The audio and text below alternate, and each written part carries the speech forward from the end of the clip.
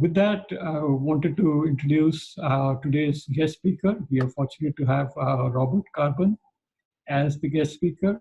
Robert is the CAE Software and Systems Environment Chief Engineer at the Systems Engineering and Formulation Division of NASA Jet Propulsion Labs.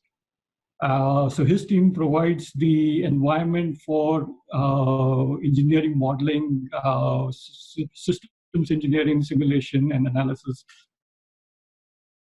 And of course, he's a recognized leader in model-based systems engineering, and he leads the OpenMBE initiative, as well as he represents NASA on the OMG Committee for SysML and such initiatives. Prior to NASA, he's worked with the European agencies as a control systems and instrumentation engineer. He's also worked with Siemens medical systems before moving to the US. So with that, Robert offered to share their experience of looking at or applying MBSE for the INCOSE Telescope Challenge and the development of the Open Systems Engineering Cookbook, looking at patterns of application of SysML and MBSE. And we really appreciate his willingness to share his experience and coming out to us and talk to us and guide us. So with that, Robert, I will hand it over to you. If you can start sharing your screen. Okay, thank you very much for the introduction. Can you see my screen? Not yet, because I have to push the share button. Okay, not now. Yes. Okay, here you go. Okay, so today is more a kind of a history and almost archaeology presentation, because I'm going back as far as 2008, or 7 even, where all this SysML and MBSE, SysML mostly, and MBSE started. So thanks for the introduction. Let me see if I can move forward here. So you mentioned already most of the things. I spent most of my career as a control system engineer on telescopes. So you will see a lot of telescope examples today, because that was also the main topics of where I've used SysML in all kinds of variations. So these are all the telescopes I've worked on, and most of them I used some model-driven approach. Well, for the last 25 years, probably. As mentioned before, I've used MBSE and model-driven engineering at various organizations in various projects. I'm a member of INCOSE in 2008, so just a little bit before you were founded. And also around that time, I started the INCOSE MBSE Initiative Challenge Team, Telescope Challenge Team. I'll talk about that. I'm at JPL since 2013, and since 2015, I'm representing NASA at the Object Management Group, which standardizes and specifies the SysML language, among many other things. And for the last 3 years, I also worked with the SysML V2 submission team. And if you follow that, we have just had the 3rd or 4th public release of our effort. The first initial submission will be by the end of the year. But no worries, you can still use SysML 1. I think it'll still be a few years down the road before SysML V2 will become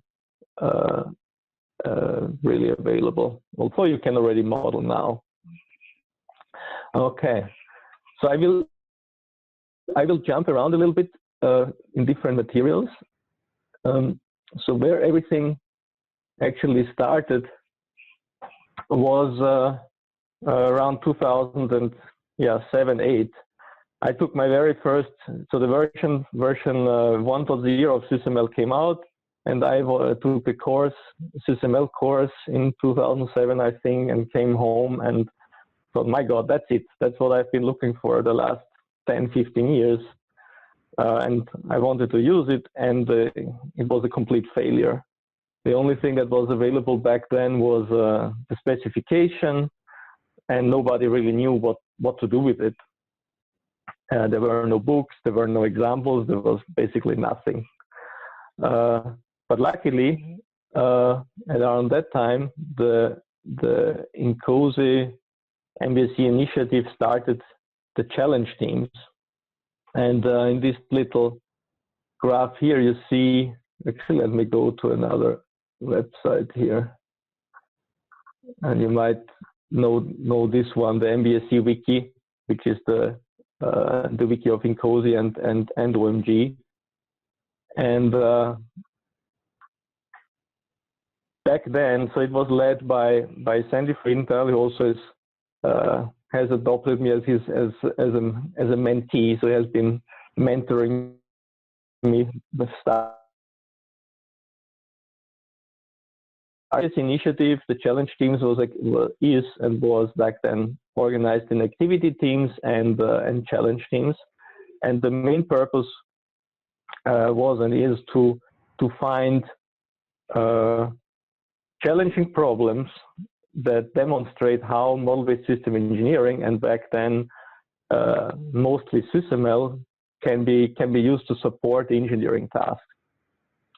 And you see there is the number of active challenge teams at the moment that are led by Russell in particular. So this is where also the OpenMB initiative that I will talk a bit later is located. And there's a number of working groups. And the Telescope Challenge Team was an earlier one. Let me see if I go here right left of. Here we go. So I was back then at 2008, I was in a lucky situation that I worked at the European Southern Observatory, and I was working on a project which was called the active phasing experiment. It was a technology demonstrator for the next generation of large telescopes. And it was done in a traditional way with a lot of paper and a lot of PowerPoint presentations, copy pasting. And I was in the fortunate situation to get permission to publicize all the things we worked on and apply model-based engineering to some parts. We were in the middle of the project, so we did some mix. We did some reverse engineering of what we had done so far, and we did some parts of the more challenging problems model-based, combined with the traditional approach. And that was when the Telescope Modeling Challenge Team was formed. So and here is a very old presentation. Let me go full screen. You can see better. That's from 2011. So that was like 4 years after it was formed, and it was a collaboration of different organizations. So it was me from ESO, and there were some was the Technical University of Munich and some other companies. And the main goal was to demonstrate how MBSE and SysML can be used for an interdisciplinary project. And APE, so the active phasing experiment, had everything that was available to demonstrate SysML. So you had mechanical parts, you had optical, electrical, software, control, and so on. And so we started to try to use SysML back then and develop patterns of how you capture interfaces, of how you capture mechanical structures.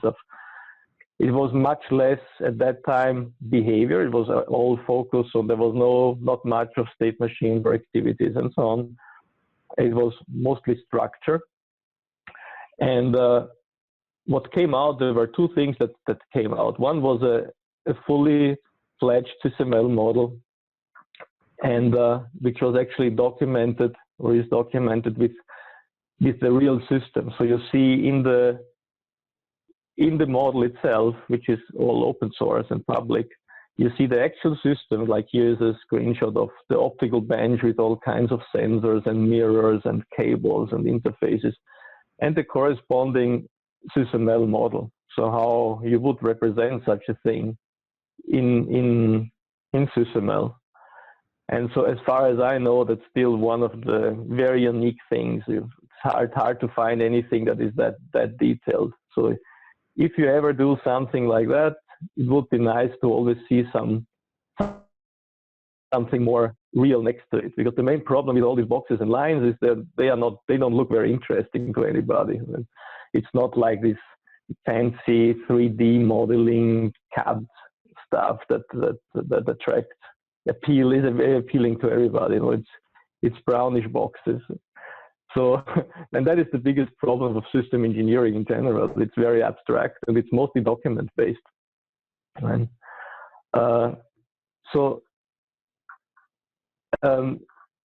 Let me jump to something else here. So this is the web page of the German chapter of INCOSE. They were so nice to be supportive over more than a decade now, and this is the homepage of the challenge team back then. Has been stopped maintaining in 2012, and we have moved to something else. So this is more for the archaeological part of my presentation. But what came out there is this, what we called the Cookbook. And the Cookbook basically is a collection of practices, recipes, and patterns to build a system model. Right? And so it has been, so this is the collection of all the things that we found back then. And all these patterns and recipes are actually documented, as I mentioned before, with pictures and drawings of the real system. And so you'll see a product breakdown structure of an interface, and you see the real thing next to it. Well, let's see if I find another example. Like here, right? You have the active segmented mirror. It has some segments. It has actuators. It has some mount. And what we tried back then is to somehow, okay, there's some optical elements. So we stereotyped that. Back then, I'm not a big fan of stereotypes anymore, but back then it seemed useful. But the point is that you can actually see the whole patterns and recipes are documented with the case study, so with a real system for all the different engineering aspects, right? The optical, mechanical, system engineering, electronics, and so on. It also gives advice on how to structure the model. There was not really a method back then. I mean, the hardest part is to understand when you start modeling with SysML, how to organize the model, because it can become very quickly very complicated and you don't find anything anymore, in particular if more than one person works on the same model. So it's always advisable to follow some method. And the one that I'm still using today is, or some variant of it is OSEM, the object-oriented system engineering method. We expanded it to become ESEM, executable models, so we can actually simulate all the behavior, and I'll talk about that in a second. So it's always advisable to understand, okay, where do I start? What kind of diagrams do I use to represent what? Because there's a lot of diagrams in SysML and a lot of elements, and you can model forever if you want. never produce anything useful. So it's but a method guide you, right? So it tells you, okay, well, where do I start? How do I define my system? How do I define my context? How do I define the boundaries of my system? Right? And which views are interesting to my stakeholders? And I think that yes, the back then it was, as you can see, there's a lot of structure, a lot of emphasis. One was on interfaces, and they are still kind of a challenge. But we know nowadays more or less, we know pretty well how to capture these things. So that this old cookbook is I think it's still a very good resource. Some things are a bit out of date, and we're in the process of updating it. So it was done back in, well, it started with SysML 1, and basically it stopped at SysML 1.2 before in 1.3 there was the big change about interface modeling, but it's still it can still be converted and refactored. So we are in the process of doing that on the side. It's a kind of a hobby project. What happened later on is so this is, so I come to the collaboration. So this cookbook was created in Word, and it was basically copy pasting the pictures or the diagrams from the model into the Word document and writing the description, right? But that's a typical, what happens here is that you completely lose track, or you break between what you have done as an engineer, which is the system model, and what you deliver as a document, right? Be an interface control document, a design description, or whatever kind of document you deliver. The main problem today is still, how do I bridge this gap between my engineering work and the deliverables or that I have to produce as a system engineer? And a lot of time is still spent by people to actually model, put it in some document, and then keep it up to date. As soon as you copy paste it into a document, the connection is lost. But with OpenMBE, I'm talking about in a second, we are promoting a solution to that for a collaborative environment where you actually can bridge this gap and have a kind of a seamless integration of your engineering work and the product you have to deliver.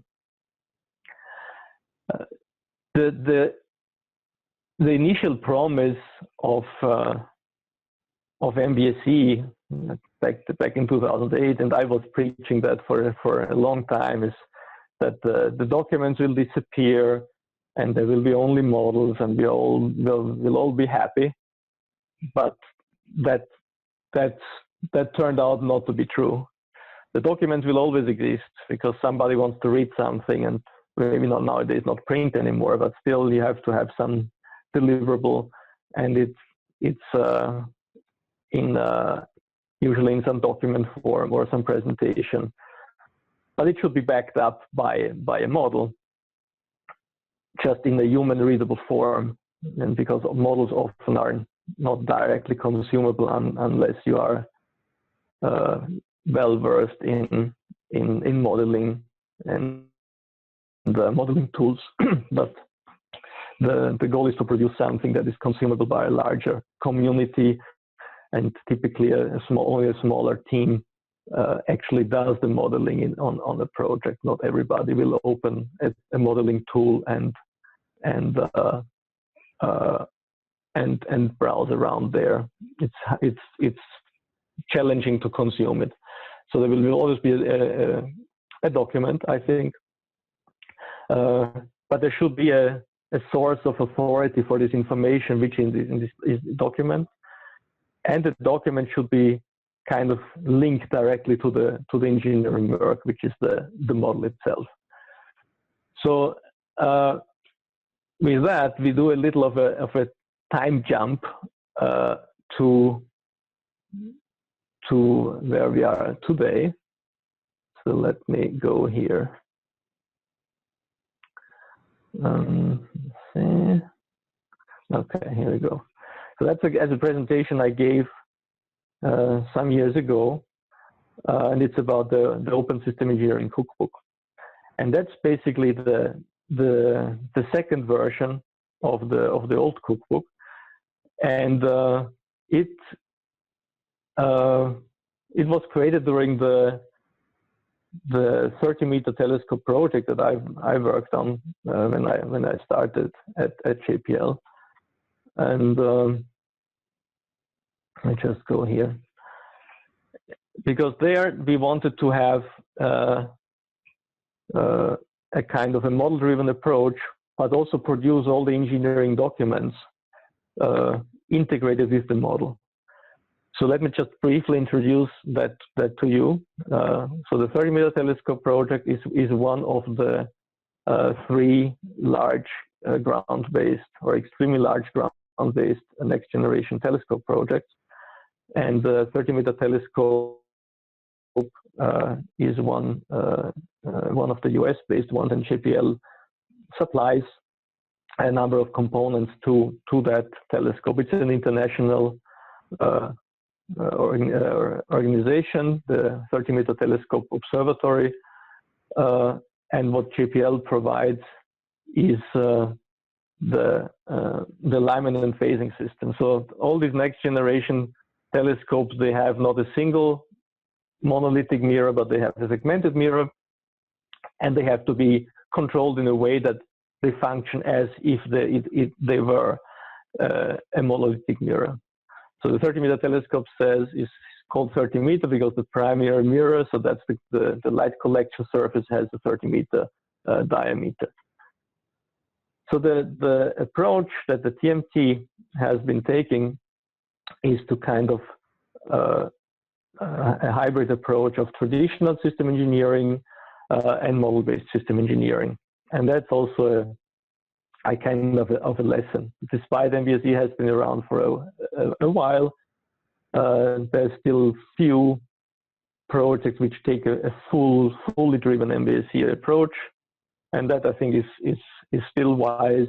We're still learning. There's still gaps here and there. So I think if you do an MBSE, you scope it well, you focus it on some problems, and you integrate it with the overall process. It's a slow progress or slow process of transitioning to full MBSE. Will still take a little while, but the technology, the tooling, the language is mature enough nowadays that you can safely apply it to your project. And in the TMT case, it was focused on the behavior of the system, right? And the behavior usually is a kind of a stepchild in system engineering. Often people focus on the structure and the mechanics and so on, and the behavior somehow is in some paragraphs written down what it should do. So we focused on that from the very beginning. And the goals were to produce an executable model. So for the last 12 years, or well, even more, people built a lot of models, and SysML and UML, they're a rich language, but you can use like a subset of it and still produce valid or valuable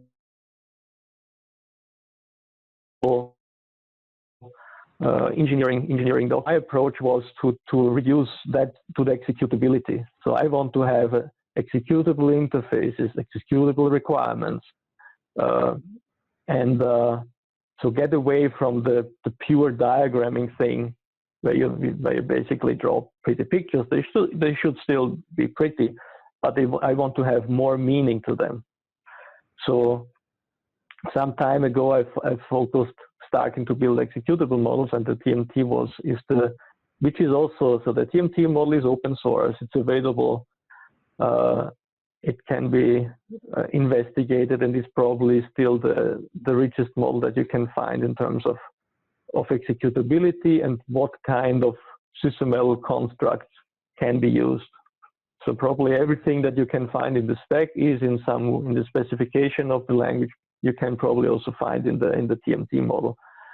And the goal was to analyze the system design and verify it against the requirements for different aspects, for power, for mass, for time, budgets like pointing errors, produce a number of engineering documents, but to keep the engineering documents in sync with the system model. And the goal was also to just use the standard language without any custom software development and off-the-shelf tools where it was applicable. The approach we followed in terms of method was based on OSAM, but we added additional activities to support building an executable model. And it's a use case driven approach. So you identify your use cases, your scenarios, and you build your component behavior.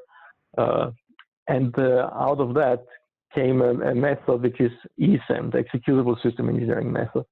So it's basically OSAM plus executability. And that's also what I would recommend. In particular, if you work on behavior, I would from the start focus on executability. Don't make a model that is just diagrams and with sometimes ambiguous semantics. Try to build an executable model for behavior right from the start. And nowadays the technology is mature enough to do that. 10 years ago it wasn't, and 8 years ago it wasn't, and probably even 6 years ago it still wasn't. Nowadays it is. Another challenge in this setting of the TMT is that the JPL is a supplier, the TMT observatory is the customer, so we have to set up the model in a way that addresses this supplier-customer relationship.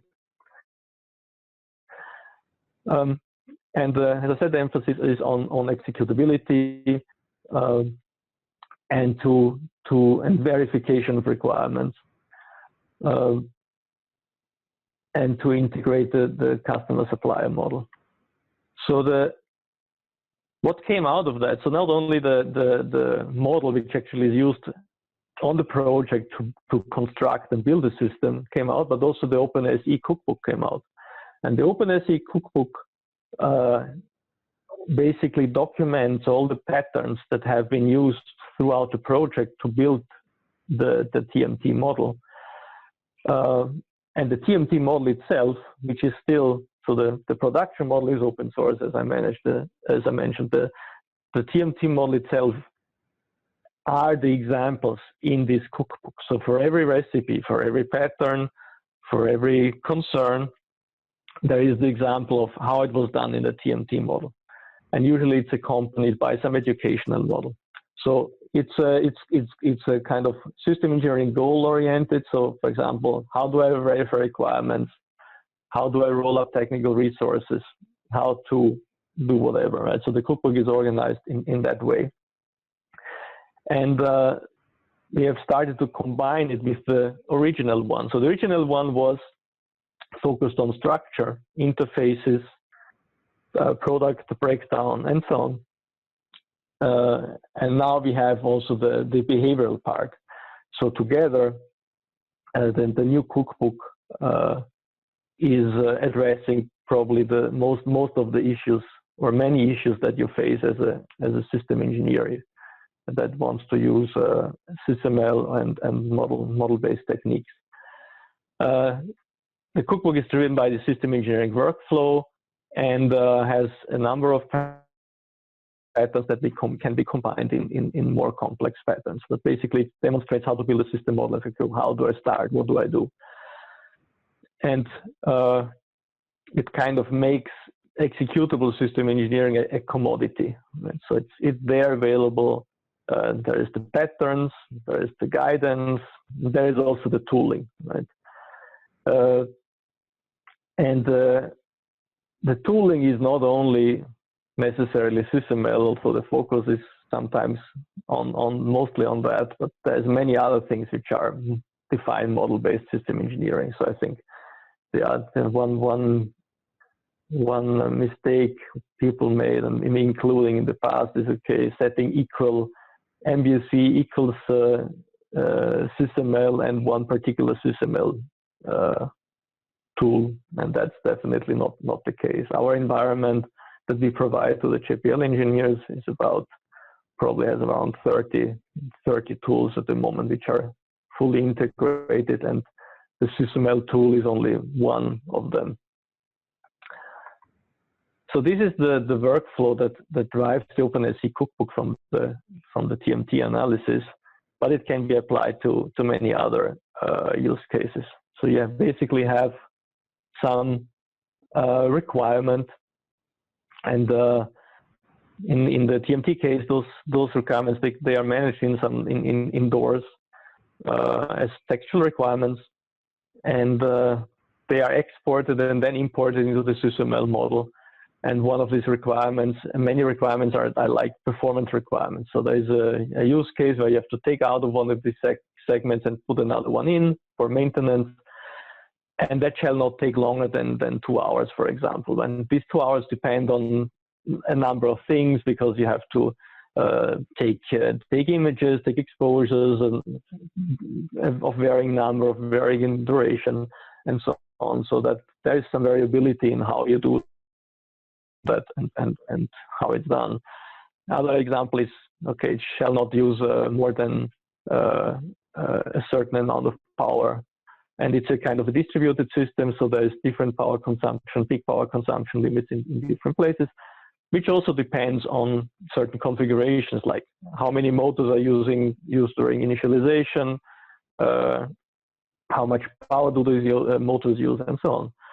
So basically what happens is we take those textual requirements and transform them into what is called in SysML property-based requirements. So basically formalizing these requirements in a SysML requirement. And ideally, you wouldn't have to do that. Ideally, you would start with the property-based requirements right away. But it is what it is. There is still this doors and other requirements tools that have more textual notation. It's just in our heritage and nature that we like to write things down. But as part of this process, we formalize them into some model, so that they can be traced to the design. And there are kind of two designs, and the naming varies depending which method you use. Logical design or conceptual design, basically where you have some implementation or technology, let's call it technology independent design. So you don't specify exactly which motor or which stage or which kind of piece of hardware is used, but you focus on the functional view. And there we capture all the behavior of the components. So what each functional component or logical component is supposed to do, and how long it would take for a certain action. And then we would run the simulation, and it would give us the kind of current best estimate of how long it will take with the S-design system to exchange such a segment and put it back into operation. And what you see here is this little table of, the requirements is 2 hours, and the current best estimate back then was 1500 seconds. And the simulation model would automatically run the simulation, automatically verify that the requirement is met, and automatically produce the report and the engineering document without human interaction. It would update, so you can update the requirement or the design, run your analysis, get the report, and produce your engineering document. The second one is the physical design, the realization. So you have some concrete implementation of your logical design, where you use a specific motor or use a specific piece of hardware. And there we would do, for example, power analysis. And there would be different configurations. You would configure how much power a certain component will use, and define the different scenarios in which they were used, and again run a simulation to check if the requirements, for example, if these 8.5 kilowatts are met or not. Right? And again, you would get a table and so on. So let me just hop through that. So the Cookbook combines those different aspects. So that we have the old Cookbook that is incorporated step by step, all the patterns that were developed by the TMT, the methodology, the ISA methodology, and also, and that's kind of important, it also describes the tooling. So it has a tooling aspect. Okay, often you see a pattern or a model as an end result, but nobody tells you how to get there. And so the Cookbook also makes an attempt to tell you, okay, this model has been built in that way, and these are the steps you have to take, right? It also comes with a library, which are kind of commonly used elements, and also instructional, educational examples. So let me give you some examples. So the ESAM basically adds those 5 steps. You define your boundaries, you elaborate your conceptual architecture, you capture the behavior and the component behavior and characteristics, you specify the interfaces, and you perform some analysis. So mission boundary is, so what you see here, the alignment and phasing system mission. You see the specification of your system that you want to specify and design, and all the other system it has to interact with, right?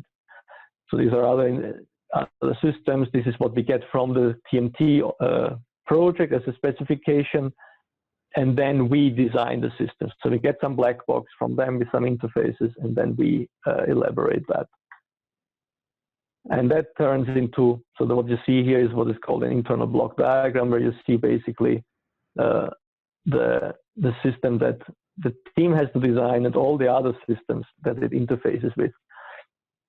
And you see here in the background, every component here has some behavior in terms of state machines and activities. So what that leads to is that all those interfaces that we have here are actually executable.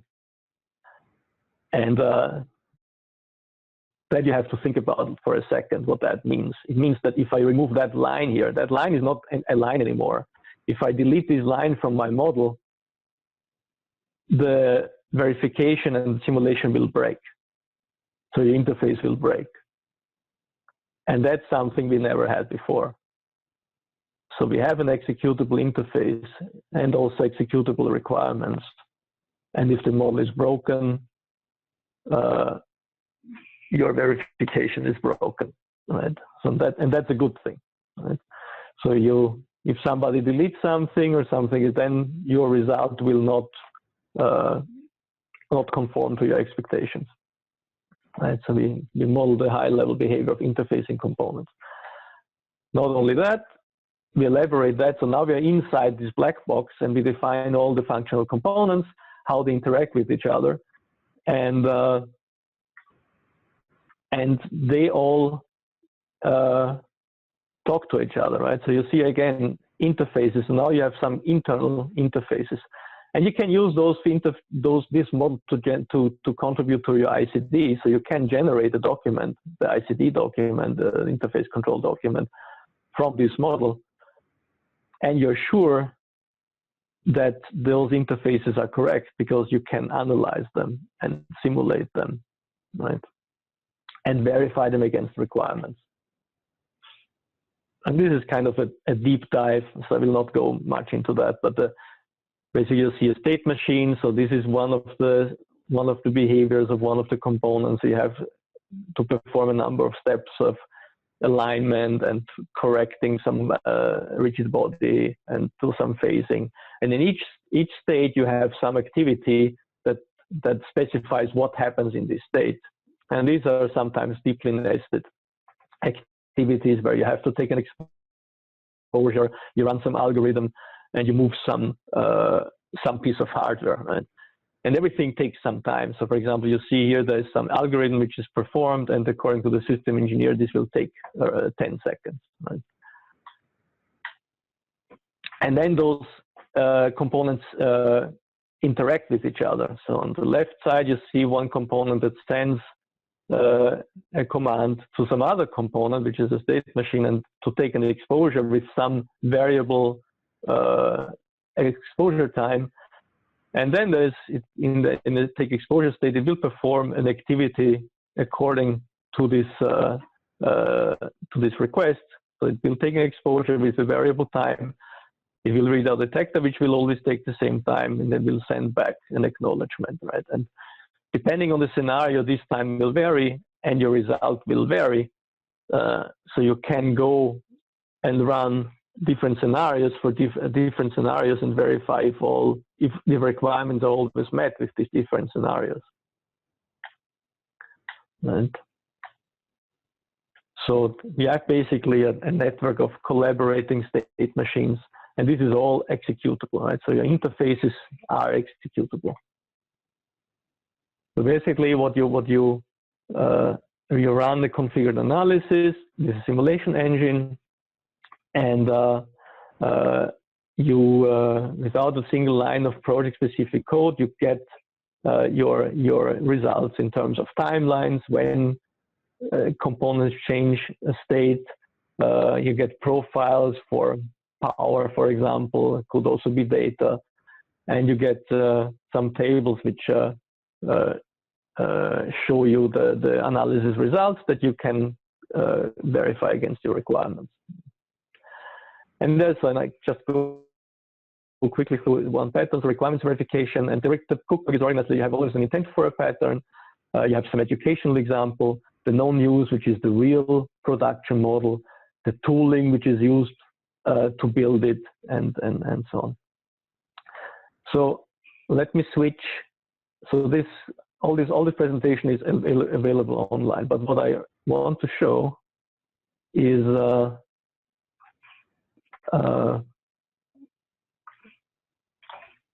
I want to show you this website. So OpenMBE is something which evolved out of all these efforts, and it's basically, MBE stands for Model-Based Engineering Environment. So it's a community of organizations, academia, industry, and vendors, and the goal is to create an environment that supports model-based engineering. And there's multiple products. It consists of software, so you see model development kit, management system, and view editor, and I'll show you that in a second what it means. And also the cookbook. So the cookbook is one of that. And you can look around there. But what I will show you is that there is also an open source public structure, and where you can log in as OpenMBE guest with the password guest. And what you see here is View Editor. And View Editor is part of this OpenMBE core infrastructure. So it's open source software. You can either install it yourself, or if you have an open source project, and for your MBSE challenge, you might want to consider putting your model there. So it's behind the scenes, it has a Timber Cloud, which is a commercial product, integrated with View Editor. So you could host your SysML model, your challenge, your parking, smart parking model there. But you could also use View Editor to produce the documentation, the system engineering documentation. So if you log in here, what you will see, and you can go, for example, to the TMT model. What you see here is generated documentation from the system model. Basically, it works with the view and viewpoint paradigm, the IEEE ISO standard, And what it does, let me go here. So this is one document. It basically creates a view and viewpoint oriented document from your system model. So it combines text, model, so you see all the diagrams, the documentation, and so on. And that's all generated from the model. So whenever the model changes and you update this, it will be there. But not only that, it's not only read-only. You can actually, not in this mode, but if I now log in, let me log in as myself. And I go here again.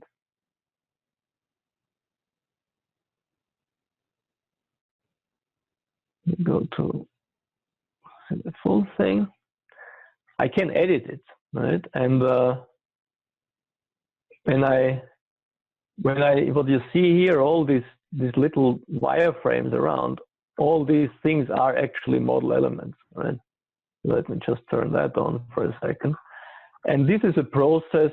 So you see a text, you see diagrams and so on. But let's go to one.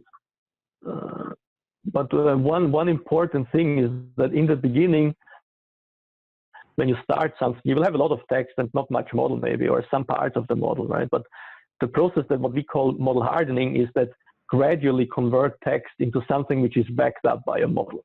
So you see, for example, here, this little wireframe around this thing here, right? And what that is, this is actually what we call a cross-reference to a model element. So you see that this thing here is actually a state, right? So we refer to a state, and here we refer to an activity, right? And this bridges the gap between your engineering model and the documentation.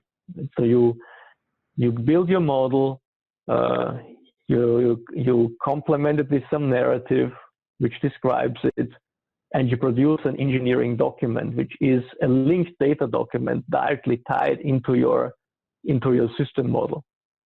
And you don't have to do it upfront all at once, but you can gradually replace things in this text with actual references to your model. And in the beginning of a project, you would not see many, in the middle more, and at the end, it should be quite comprehensive. So this is the project, the TMT is in the middle, so you will not see many of those, but you should see more and more over time. But the point is that you can present your model to other people who never want to open a modeling tool, review it. So you can also have comments here and so on, look at it, and edit the description. So you can collaboratively work on the model, and it actually lowers the barrier of using SysML, for example, or any other modeling language, right? Because you're in your environment that that is for consumption, something more familiar than a modeling tool, which usually has a steep learning curve. So you see here these tables that are generated. And let's see if I find some other things here.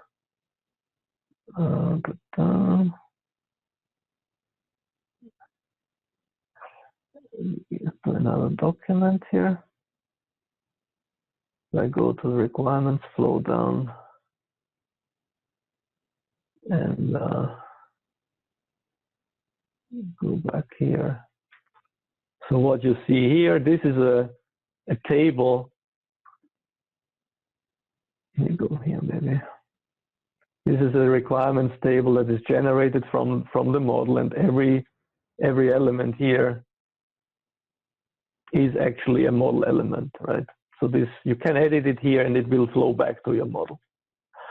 And I think this is also, if you work on your MBSE challenge project, I think this is something I would very encourage to give it more accessibility. You might have your core modeling team, but then I would make available and share your model through a mechanism like View Editor to generate a document, and other people can contribute. So you have permission control. Some people can have read, some can have read write,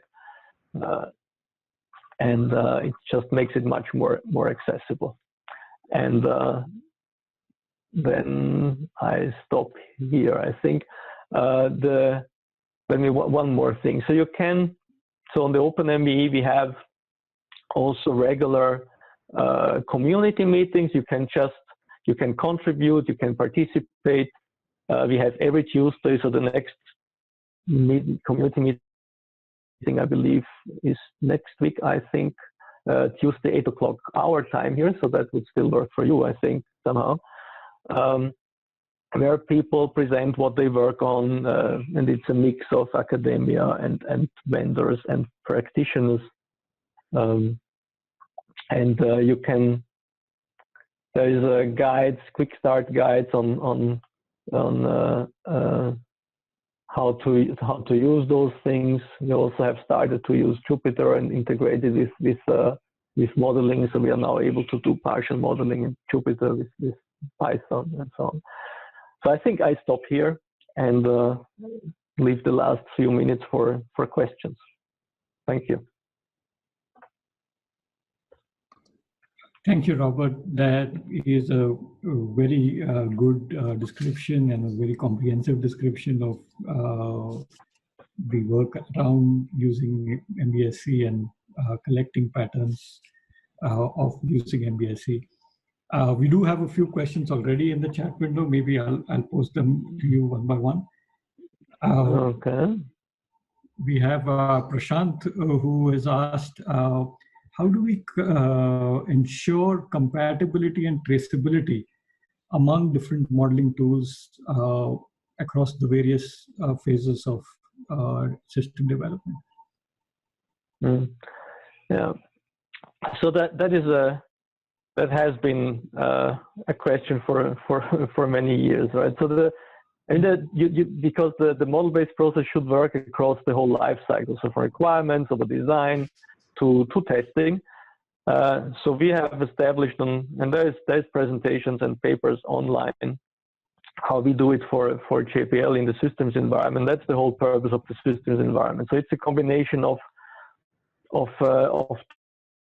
tooling and integration of tooling to enable this kind of digital thread throughout the life cycle of the system development. So you start maybe with some requirement, but the point is that this requirement is in some repository that is accessible and that you can trace it, synchronize it to other tools. But the point is that you always keep track of where it came from. What's the authoritative source of some piece of information? Where is it? It can be in many places, but you have to know where it comes from. And there is tooling that enables that to trace it, to synchronize it in the configuration and version controlled way. So one example is for example Syndea that allows to trace artifacts across different repositories, and there's a number of tools that enable that. So I think nowadays is much easier than it used to be. There's still gaps, of course, but the tooling is there to give you a good solid foundation of having this traceability. Okay, thank you. And we have Aditya who is asking, so he's familiar with the object-oriented as systems engineering method, but it's interesting to see that it is now allowing executable models. So he's asking whether there are such other developments in MBSE that are expected to happen in the near future or currently happening? For methodology or methods? Well, I mean, I think there's a number of, let's say, vendor-specific ones, and all the same, I think is the INCOSE one is still kind of tool independent. There's another one which came out, which is promoted by NoMagic, which is called Magic Grid. It's based on OSM. It is kind of a simplified version, and they support it with their tool. I think you can still perform it without the tooling. It's just a simplified OSM version. Otherwise, we did 2008, I think we did a survey, and that's also available in INCOSE as part of the challenge team, or as part of the MBSE initiative, a survey of available methods and methodologies, and somehow OSM variants have somehow crystallized out of that. I haven't seen many new ones apart from variants of that, and vendor tool specific ones. So that's depends where you want to go. Right. Yeah, and go ahead. With SysML v2 allowing certain different patterns of modeling, do you see new methodology, or will SysML? Yeah, with SysML2, it will be a kind of a different story, because with SysML2 you also have a textual representation, the textual notation of SysML, right? It's not now. The problem is it's a problem and not a problem. Right now everything is graphical, but it's not always handy to have it graphical. Sometimes you wish to have it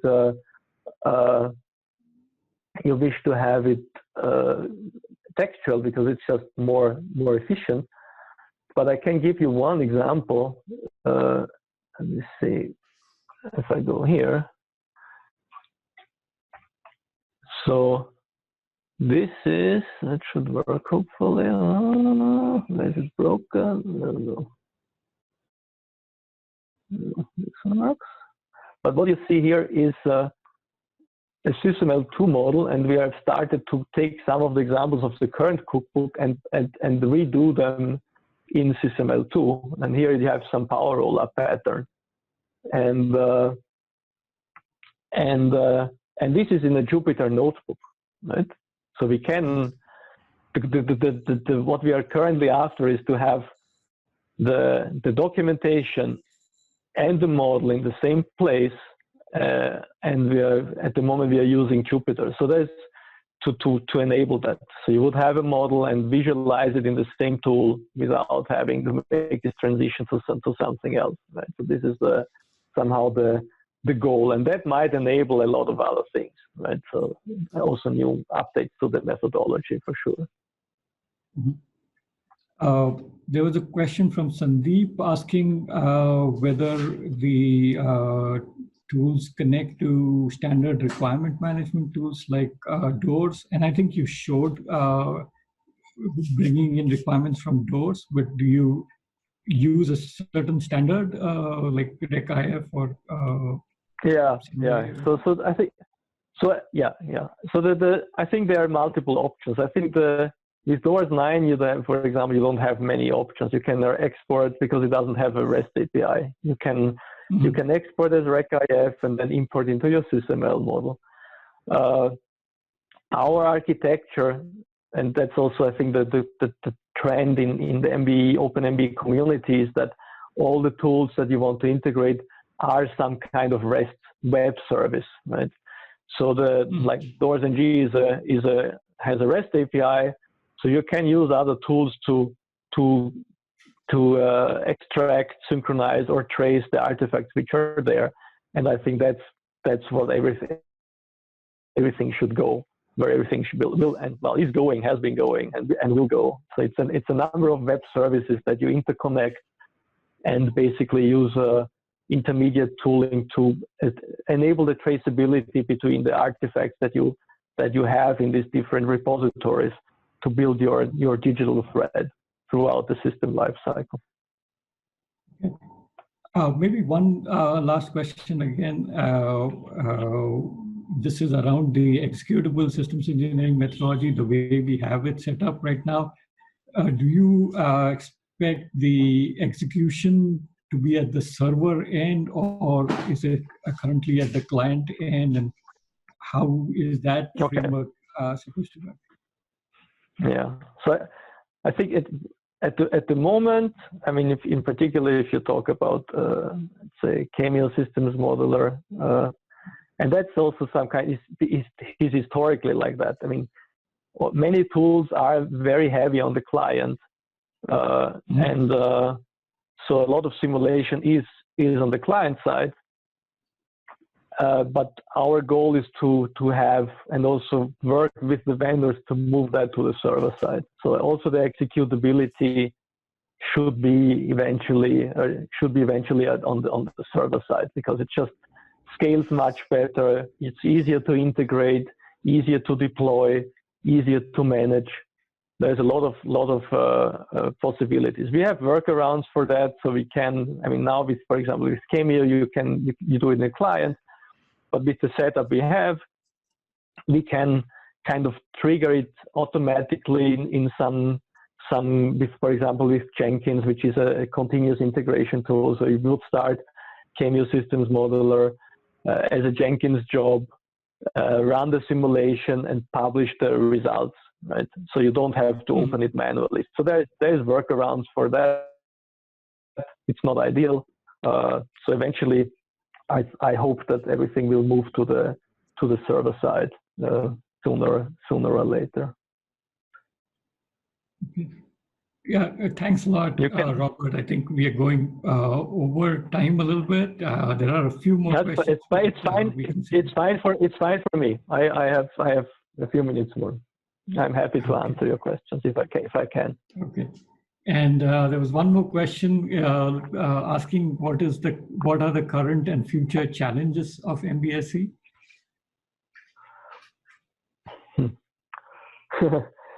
That's a good question.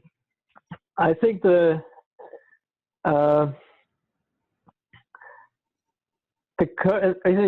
of the in particular. Okay, no, there's many. Let me pick one. So and that is related to the SysML V2 effort, right? So we have used SysML 1 now for what, 15 years maybe, and the main challenge is accessibility. There's many system engineers, they don't want to open a tool like Cameo or Rhapsody or Papyrus. Right? That will never happen. And there's just usually a small group of people that will do that and model something, and the majority will consume it or contribute in another way. And with SysML 1, we have the challenge is that there is semantic ambiguity and things are not clear, and the tooling is sometimes often a very steep learning curve, right? So you have to find all the menu points that you want and all the diagrams. So that's a huge challenge. And the view editor thing somehow reduces that challenge. So here's an extract from the Cookbook of OpenSE Cookbook. So because you can present it in a way which is much more consumable, and with SysML V2, we're trying to address that challenge. So SysML 1 was just a language, right? There was just a language specification. And the biggest problem, another big problem is integration, right? There's a language and then you have all these tools, but it's very hard to integrate. So what SysML V2 not only specifies the language, but it also specifies an API. So it specifies an interface, a REST interface to your model repository, right? So you have a standard way of accessing the data or the model that you produce. And that hopefully will enable a much better integration of the different tools that we have to enable the MBSE. I think that's key. That's the key. Languages, there are many languages. SysML is one, the most important probably. But it has to integrate with other analysis languages like Modelica, for example, right? Modelica does its job very, very well, and we don't want to replace Modelica, right? SysML has to integrate with it. And also there's many other repositories that manage requirements or manage analysis, and so the API standardization is a key thing in SysML V2, which is different to SysML V1. Okay. Maybe one last question, Robert, and I get this often. We usually have, as you said, few people in the organization trying to adopt SysML and show what it is good for. you've mentioned some patterns. Is there any recommendation for maybe a beginner or just someone who's just starting out? Where can he get the biggest bang? How should he start out? Is there any recommendation in the cookbook that you can start? Yeah, I mean, do a little bit? yes, I get it. I think the most important is to understand what you're trying to do, right? To define the scope. I mean, if you start, I think I would think before. I mean, okay, there's all the kind of handling learning the language and learning the tooling. That's one thing, but that can be a huge task, and you might not get anywhere. I think the most important is to understand what you want to do. What do you want to achieve? What do you want to deliver, and what's the scope, right? Do you want to capture a piece of behavior to do some kind of analysis, and then start small? This is always in particular with executable models. Although it helps you really very much to think as a modeler, right? Because it forces you to build something correct. You cannot just do a kind of a Visio type. Like, even now with modeling tools, but you can still do some kind of Visio style, not much, right? But if you turn to executability, you're forced into thinking in much more rigorous ways. I think I would scope it very well. What do you want to achieve? What should be the result? I would start small and then build gradually, and I would follow a method. And so there is the big black book, which is from Sandy Friedenthal, about practical SysML, and there's chapter 17 in the 3rd edition, which is about OSM, and that's why I would start reading. If you want to read something, start there. Learn the method, learn how to apply this language, which can be very complicated if you don't use it properly. Start with chapter 17. Think about the method, what you want to achieve, and start small. I think these are the three things, and present it to the other people in something they're familiar with, right? If you show them a bunch of diagrams, most people will run away, I think. If you show it in something like a document form where they actually can browse around and this and that, it's easier to consume. Right? I think that are the things I would consider. I think that's very good advice. We've already run 10 minutes over. Thank you, Robert. That's fine. Thanks a lot for your time and sharing your experience. One last thing. So if you want to have your SysML model be hosted on the OpenMBE infrastructure, just let me know. I can arrange that. I can help you. I will definitely, if you can, and I hope it is, it should be open source. It should be some, I don't know, maybe Apache 2 license your model. I would host it there. Then you can collaborate on it. You can publish your documents. I think it will also be very valuable for INCOSE as a whole. Right? You don't have on some drive your MD-zip file, but better share it in some consumable system engineering deliverable, right? This is what we do here. We do the design. So if you want to do that, and I encourage you to do it, contact me, and I can help you to get set up. Yes, I think we will take you up on that offer, Robert. Okay. All right. Thank you, Robert. Stuti, you have any last comments? Yeah, I just wanted to thank Robert for his time and very informational session on behalf of INCOSE India chapter.